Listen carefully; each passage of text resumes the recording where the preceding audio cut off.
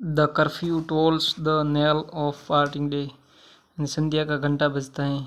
The curfew यानी घंटा, tolls यानी बजता है, the knell of parting day यानी संध्या की घोषणा करता है। कर्फ्यू यानी संध्या का घंटा, नेल यानी मृत्यु की घोषणा। तो दिन के अंत में संध्या का घंटा बजता है जो दिन के जाने की घोषणा करता है। यह घंटा दिन की मृत्यु की तरह है। Next line, the lowing herd wind slowly over the lea. Lowing यानी रंभा ने की आवाज़, और ली यानी घास का मैदान। द लविंग हर्ड यानी रंभाती गायों का जो झुंड है वो, विंड यानी चलता है, स्लोवली धीरे धीरे, ओवर द ली यानी घास के मैदान पे। तो गायों का झुंड है वो आवाज़ करता हुआ धीरे धीरे घास के मैदान पर चलता है। द प्लाउमैन यानी हल चलाने वाला व्यक्ति, होमवर्ड यानी घर की ओर, प्लोट्स जा रहा है, ही इज़ वेरी वे यानी थके हुए कदमों से, थके हुए रास्ते से नहीं बल्कि थके हुए कदमों से। प्लोट्स यानी थके हुए कदमों से चलना। तो किसान दिन भर काम करके थका हुआ है और धीरे धीरे घर की ओर जा रहा है। एंड लीव्स यानी छोड़ देता है, यानी वो किसान छोड़ देता है द वर्ल्ड संसार को, to darkness and to me, संसार को और मुझे, और दुनिया को अंधेरे में और मुझे छोड़ देता है। जैसे जैसे किसान घर जाता है वातावरण अंधेरे में ढल जाता है और कवि अकेला रह जाता है। ग्लिमरिंग एंड चमकता हुआ। नाउ अब फेड्स यानी फीका पड़ जाता है। द ग्लिमरिंग लैंडस्केप एंड जो चमकीला दृश्य है वो अब फीका बन जाता है, यानी कि चमक खो देता है। ऑन द साइट दृश्य पे, यानी कि धीरे धीरे दृश्य अपनी चमक खोता हुआ गायब हो रहा है। तो सूर्यास्त के बाद दृश्य चमक कम होती जाती है और धुंधला पड़ने लगता है। एंड ऑल द एयर और सारा वातावरण, सोलम यानी गहरी, स्टिलनेस यानी शांति, और होल्स यानी भरा हुआ है, रखता या भरा हुआ है, यानी सारा वातावरण गहरी शांति से भरा हुआ है। तो सोलम गंभीर, तो सारा वातावरण गहरी शांति से भरा हुआ है जैसे सब कुछ चुप हो गया हो। बीटल्स भौरे, और ड्रोनिंग यानी बन बनाता हुआ।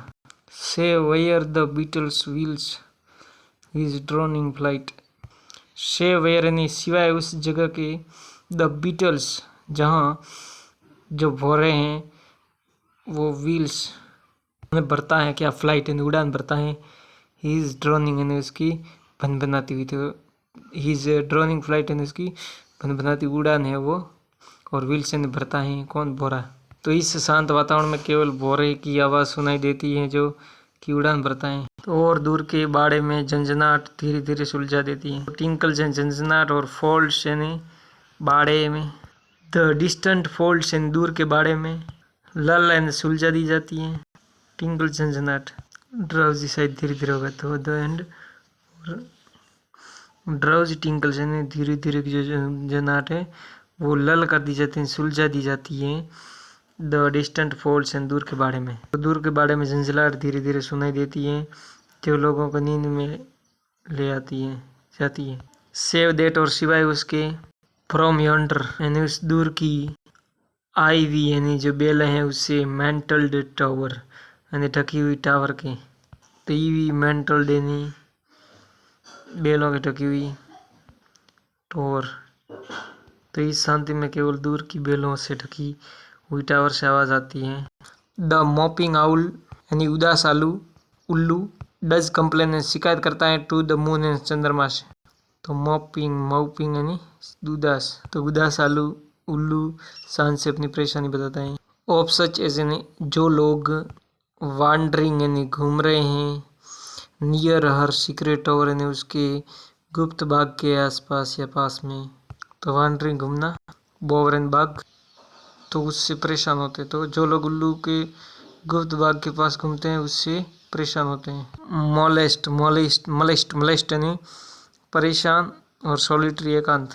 और एंसेंट यानी उसकी प्राचीन या पुरानी, सॉलिटरी यानी एकांत जो की जो रेन एंड शासन, तो उसके एकांत शासन को, तो उनकी पुरानी और एकांत शासन को मोलेस्ट यानी परेशान करते हैं। तो उल्लू को अपने एकांत और पुराने शासन में परेशानी होती है जब कोई उसके बाग के पास घूमता है।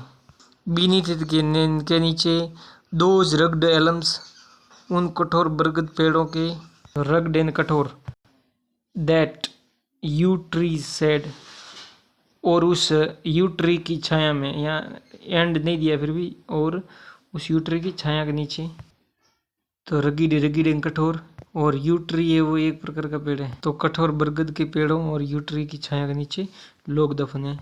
वयर जहाँ हीव्स यानी ढेर उठते हैं। द ट्रफ एंड मिट्टी का ढेर। इन मैनी माउल्डरिंग हिप्स एंड टूटे फूटे। माउल्डरिंग यानी टूटे फूटे। ट्रफ यानी मिट्टी के ढेरे उठते हैं। माउल्डरिंग टूटी फूटी ढेर। हिप्स यानी ऊपर उठते। तो मिट्टी के टूटे फूटे ढेर यहाँ वहाँ उठते हुए जो कब्रों के चिन्ह है। ईच और हर एक जो दफनाया हुआ है। इन इज नैरो शेल यानी अपनी संकरी कब्र में। फॉर एवर यानी हमेशा के लिए। लेड एंड लेटा है। प्रत्येक व्यक्ति अपनी संकरी कब्र में सदा के लिए लेटा है। नहीं रहू संकरा। हर व्यक्ति अपनी संकरी कब्र में सदा के लिए लेटा है। द रूड फॉर फादर्स और साधारण पूर्वज है वो। ऑफ द हेमलेट यानी गांव के साधारण पूर्वज है वो।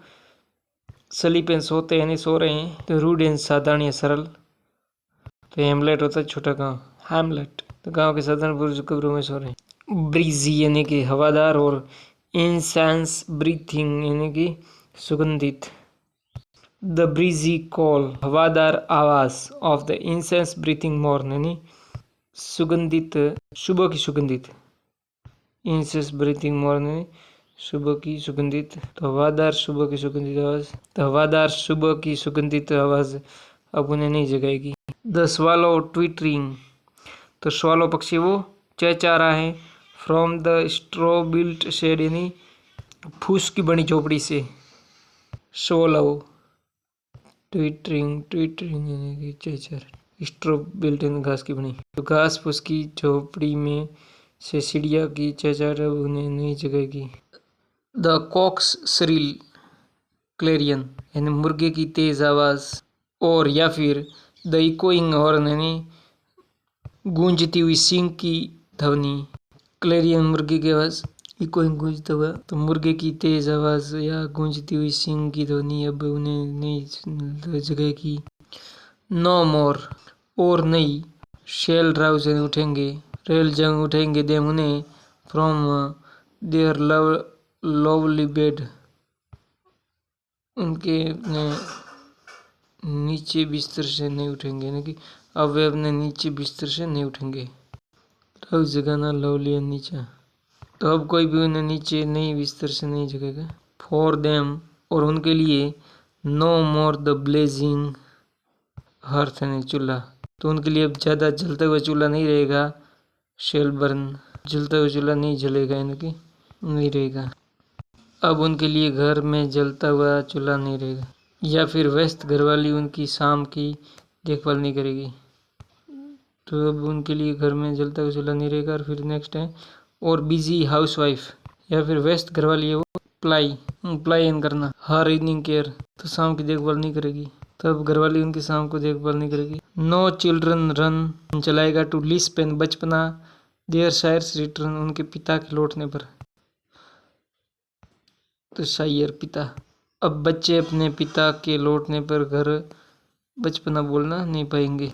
और क्लाइंब इज नीस यानी उसके घुटने पे नहीं चढ़ेंगे। द एनवीड किस टू शेयर। द एनवीड किस की इच्छा की हुए। शेयर यानी चुंबन लेने की। तो चुंबन लेने की इच्छा नहीं करेंगे। एक्सप्लेनेशन अब बच्चे उनकी गोद में बैठकर चुंबन लेने की इच्छा नहीं करेंगे। Oft did the harvest to their sickle yield. Oft यानी अक्सर यानी बार बार। डीड द हार्वेस्ट यानी उनकी फसल है वो। डीड यील्ड यानी झुक जाती थी। टू देयर शिकल यानी हांडी के सामने यानी हंसिया के सामने। शिकल हांडी दादड़ा की हांडी। तो किसान अक्सर अपनी हांडी से फसल काटते थे। देयर फ्यूरो यानी कि उनके हल। Often and bar bar. The stubborn furrow यानी हल की लकीर। ग्ली बेंजामिन तो उनके हल अक्सर जमीन को तोड़ देती थी यानी किसान अपने हल से जमीन को तोड़ देते थे। How jocund did they drive their team afield. How jocund यानी कितने खुशी से। डीड दे ड्राइव यानी वे ले जाते थे देयर टीम उनकी टीम को। अपफील्ड यानी खेतों में यानी अपने बैलों में को खेतों में कितने खुशी से ले जाते, तो वे बैलों को खेत में ले जाते थे, इसमें बहुत खुश होते थे। हाउ बोव्ड, कितने झुक जाते थे। द वुड्स, जंगल, बीनीथ देयर स्टडी स्ट्रोक, उनके स्टडी यानी मजबूत, स्ट्रोक एंड वार से, यानी उनके मजबूत वार से, मजबूत वार के नीचे जंगल कितने झुक जाते थे, तो उनके मजबूत वार से जंगल के पेड़ झुक जाते। एम्बिशन या सब्जेक्ट, लेट नॉट मॉक, यानी मजाक न उड़ाए। कौन? एम्बिशन, महत्वाकांक्षा, यानी महत्वाकांक्षा मजाक न उड़ाए। बेयर यूजुअल टॉयल, उनकी उपयोगी परिश्रम का, यूजफुल यानी उपयोगी, तो एम्बिशन महत्वाकांक्षा, तो महत्वाकांक्षी लोग उनके उपयोगी परिश्रम का मजाक न उड़ाए। देयर होमली, होमली यानी सादगी भरी। जॉयज यानी खुशियाँ, तो उनकी जो खुशियाँ हैं, एंड डेस्टिनी और अज्ञात भाग्य, तो उनकी सादगी भरी खुशियाँ और अज्ञात भाग्य उनकी पहचान है। नोर, न तो, ग्रैंडर यानी विलासिता, हियर यानी सुनती है, वी थे, डिस्डेनफुल स्माइल यानी घृणा भरी मुस्कान के साथ, यानी विलासिता वाले लोग उनके बारे में घृणा भरी मुस्कान के साथ न बात करें। The short and simple annuls, संक्षिप्त और सरल जो एनल्स यानी इतिहास है, ऑफ द पुअर, गरीबों का, गरीबों के संक्षिप्त और सरल इतिहास, एनल्स इतिहास। The boast, the boast and गर्व, ऑफ हेराल्ड्री यानी शाही वंश का, तो शाही वंश का जो गर्व है। द पॉम्प ऑफ पावर यानी शक्ति का जो शोर है, शक्ति का शोर। शाही वंश का गर्व और ताकत का शोर भी अंत में बेकार है। एंड ऑल दैट ब्यूटी, और जो भी सुंदरता।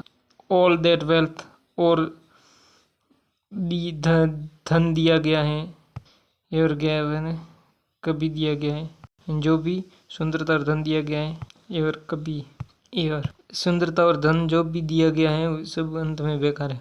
अवॉइड से नहीं इंतजार करना। अलाइक यानी एक समान है। इनएविटेबल आवर यानी अपरिहार्य घड़ी, यानी सभी के लिए अपरिहार्य घड़ी एक जैसी है।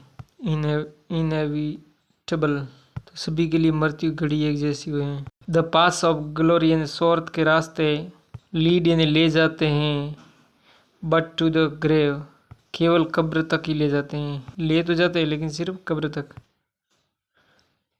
तो शोहरत के रास्ते भी केवल कब्र तक ले जाते हैं।